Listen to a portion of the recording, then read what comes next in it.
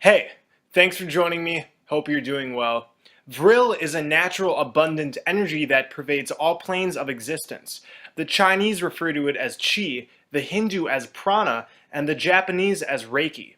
Albert Pike said of this force, "There is in nature one most potent force, by means whereof a single man, who could possess himself of it, and should know how to direct it, could revolutionize and change the face of the world."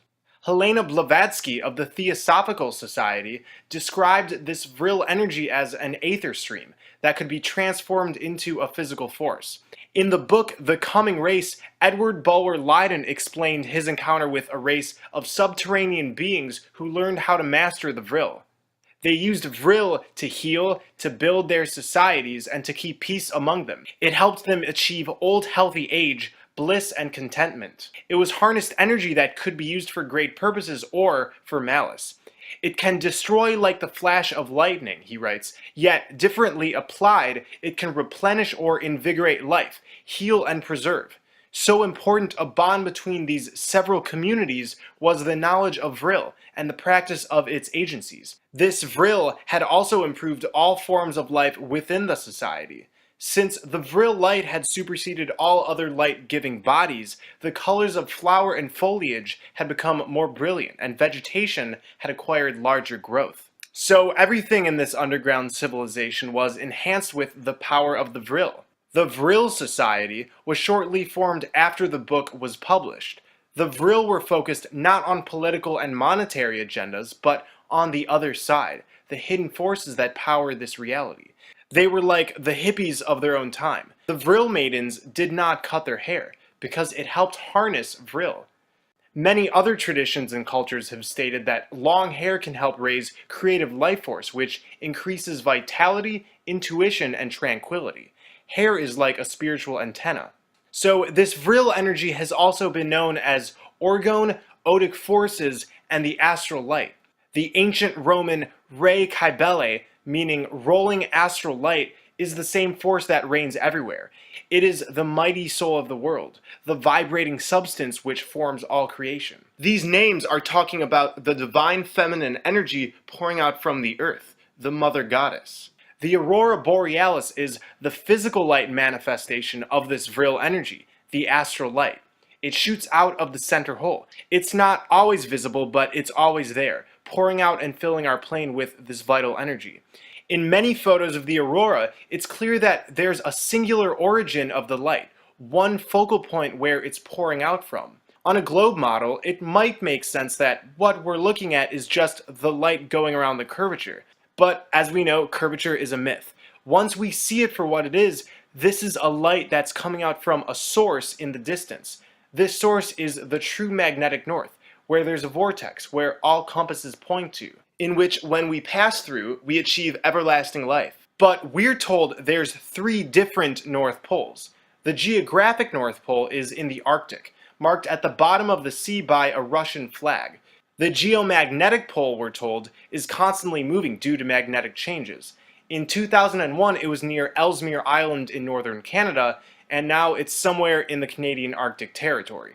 Then there's the actual North Pole, the pole that our compasses point towards. This magnetic north is said to be about 250 miles away from the geographic North Pole.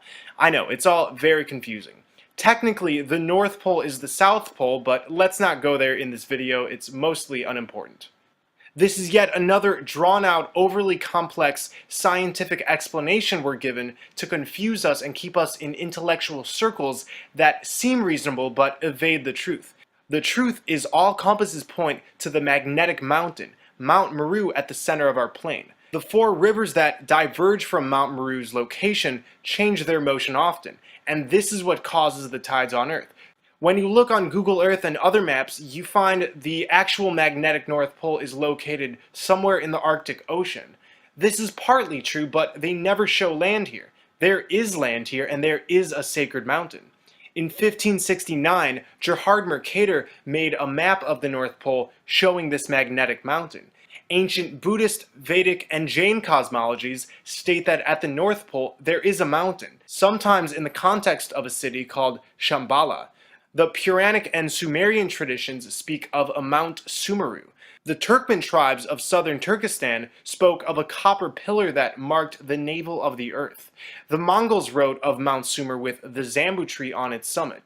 I could go on, but you get what I'm saying. This mountain is throughout mythology. So these three different North Poles I mentioned earlier only exist on the premise that we live on a ball Earth that acts as a ball magnet, that has two opposing poles on either side because of a core made of molten metal. The Earth has only been drilled into for 12 kilometers and nothing can penetrate this distance. So where's the evidence of a core made of molten metal? The evidence has already been established. We live on a flat plane.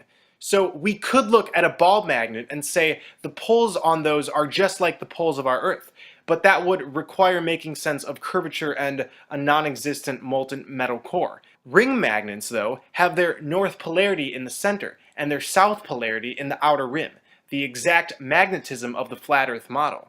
What we call Antarctica is this south polarity, being the giant ice wall that extends the circumference of the flat Earth. All compasses point to the center, the north polarity of our plane. This is a photo of the Aurora Borealis taken near the South Pole. This one is taken near the North Pole. Side by side, we can extract one thing. We are looking at two sides of the same light that's coming from the same source. The North Pole's light is the inverse of the South Pole's. The Lakota Indians used the Aurora Borealis for its healing properties. Those who had health problems would stand facing the aurora, hold their hands towards the light, and inhale deeply. The Lapps people would decorate their shamanic drums in order to harness this energy. These people knew about the benefits of this concentrated Vril. Again, the Aurora Borealis is the visible part of this Vril energy, but most of it isn't visually detectable. However, it pervades everything. The black sun emits this Vril, this astral light. It indeed shoots out of the center, but it also emanates throughout our plane. It powers nature. It powers us. It's the sacred life force. And the Vril Society claimed this energy came from the black sun. Their symbols show the black sun, oftentimes with a lightning bolt coming out from it. This isn't specific to the Vril, however. The swastika is often intertwined in the black sun symbol. The swastika is found throughout history, and what this actually represents is the vortex we go through when we enter the center of our plane. See how it looks like a spinning vortex? The Zurscheben has been found in Nordic graves, going back 3,000 years. The swastika and black sun is everywhere. The reason the black sun symbol is seen pervading in all directions should be obvious by now. The energy from it is all around us. Our intent directs it. The energy fuels our subconscious, and this is why it's able to be used for good or bad. It's solely based on intent. For instance, when we direct positive energy and love towards plants, they grow faster and with more strength. And this is because our prana, our vril, our intent is aligned with nurturing principles. The Babylonians called Bab-Ilu the gate of God. Many say Bab-Ilu is where we get the word Babel from, hence the story of the Tower of Babel. And the Tower of Babel, as I explored in previous videos, is synonymous with Mount Meru and the vortex beyond it. Bab-Ilu, again, is the gate of God, the gateway into another world. In this piece of text I found, it says, "The sun enters Bab-Ilu, or the gate of God, at the winter solstice, and starts his journey northward. During the solstice, the sun spins in and out of the center hole, into this gate of God, and then begins its journey north from its lowest point in the sky. This is why the winter solstice contains the longest nighttime of the year." On the top of the page, we see the cross of the Ilu. There's 8 lines emanating from it. This is similar to the ancient 8-rayed symbol of the Nibiru. This symbol represents a gateway, just like the cross represents the gate of God. The Mayan Great Celestial Conjunction shows an 8-pointed star as well. We have the Dharma wheel, which represents nirvana. It's easy to overthink these symbols, but they're all telling us the gateway to God, to heaven, to nirvana is at the center of our plane. This is the Babylonian black sun symbol, showing 8 lines. We have the Mesopotamian sun symbol, we have the ancient Shamash, and many more. And we even see 8 lines emanating from the inside of CERN. In the book Ether, God and Devil and Cosmic Superimposition, Wilhelm Reich describes the connection between orgone, another name for Vril, and the Aurora Borealis. He also says, Orgone energy can be demonstrated everywhere. Accordingly, it penetrates everything. Check out the cover of the book. My opinion is that the illustration shows a black sun pointing energy upward. In The Astrolight by Louise A. Off, the astrolight is said to be the immortal spirit, the originator of cosmic life.